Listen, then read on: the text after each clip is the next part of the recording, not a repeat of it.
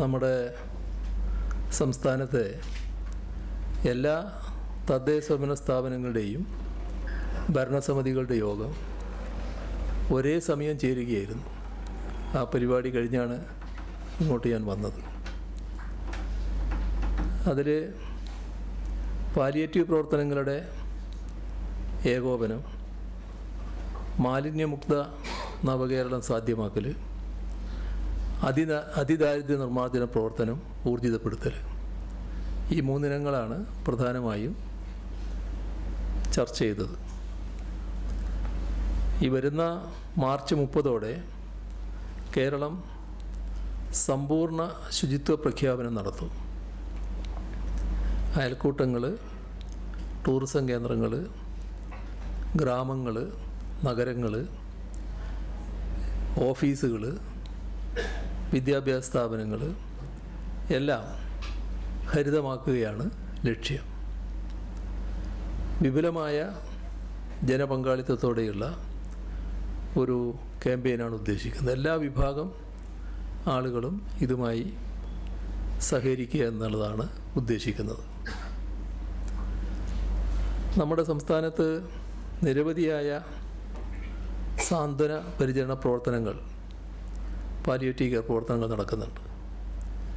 ഇതിനൊരു ഏകോപിതമായ മുന്നേറ്റം സൃഷ്ടിക്കലാണ് ഉദ്ദേശിക്കുന്നത്. അതിൽ രോഗികളായവർക്ക് പരിചരണം ആവശ്യമുണ്ട്. വയോജനങ്ങളായ ഒരു കൂട്ടം ആളുകൾക്കും പ്രത്യേക രോഗമില്ലെങ്കിലും പരിചരണം ആവശ്യമായിട്ടുള്ള ചിലരുണ്ട്.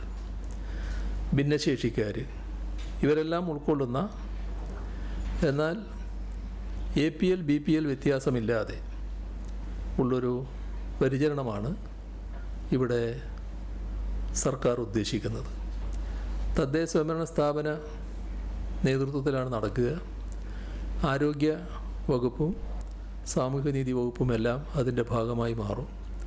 നാട്ടിൽ പ്രവർത്തിക്കുന്ന വിവിധ പാലിയേറ്റീവ് പ്രവർത്തനങ്ങൾ നടത്തുന്ന സംവിധാനങ്ങളുണ്ട്.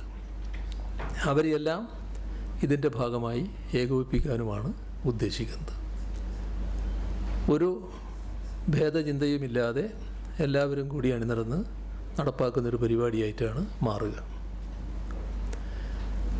നേരത്തെ തന്നെ പ്രഖ്യാപിച്ചതാണ് 2025 നവംബർ 1 നമ്മുടെ സംസ്ഥാനം അതിദാരിദ്ര്യമുക്തമാക്കുക എന്നുള്ളത്. ഇപ്പോൾ 2 വർഷം പിന്നിട്ടു, 3ാമത്തെ വർഷമാണ്. അത് ഈ പ്രവർത്തനം ഫലപ്രദമായി സംഘടിപ്പിക്കാനുള്ളതാണ് മറ്റൊന്ന് ആലോചിച്ചത്. ഈ 3 വിഷയങ്ങളിലും വിപുലമായ ജനകീയ മുന്നേറ്റം സാധ്യമാകേണ്ടതുണ്ട്.